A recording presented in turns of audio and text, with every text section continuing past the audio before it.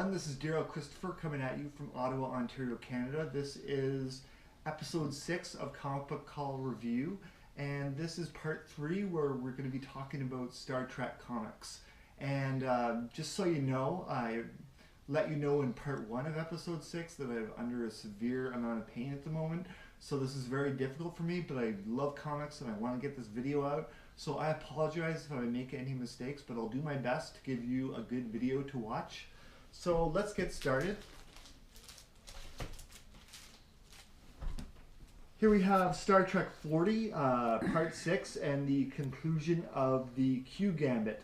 Dukat is one with the Pal-Wraiths, and then Q becomes one with the Prophets, and the balance of existence is restored. So very interesting story.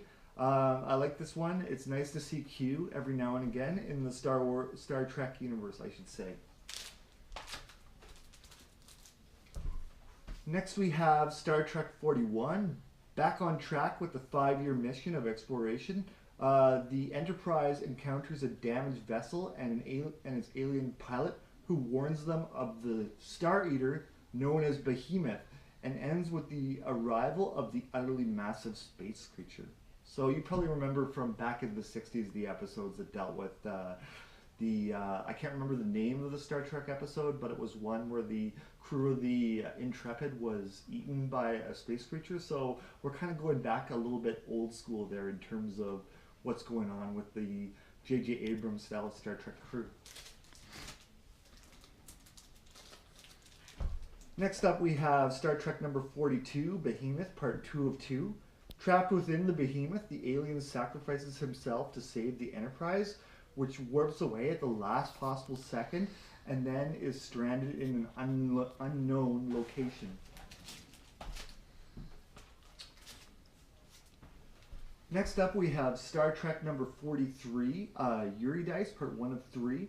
The Enterprise is stranded in the Delta Quadrant and without any at all dilithium. So they're in a very precarious situation. A salvager named Eurydice encounters the Enterprise and offers the ship a tow to where the ship can get a supply of dilithium, but she's basically springing a trap on them. So very interesting stuff here. It's very good to see the 5-year mission get started with the new Star Trek crew.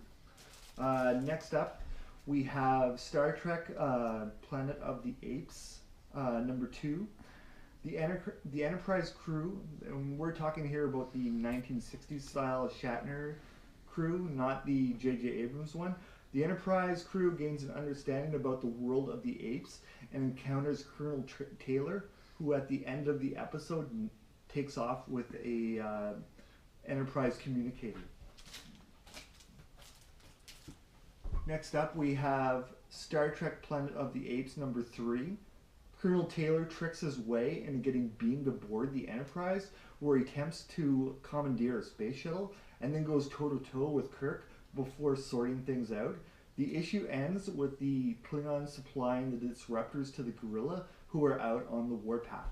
So very interesting stuff. It's a very strange crossover, but in comic books anything can happen. Finally, we have Star Trek New Visions number 5, A Scent of Ghosts. This, of course, is the photoplay style Star Trek where they take pictures from the original series and use them to create a comic book.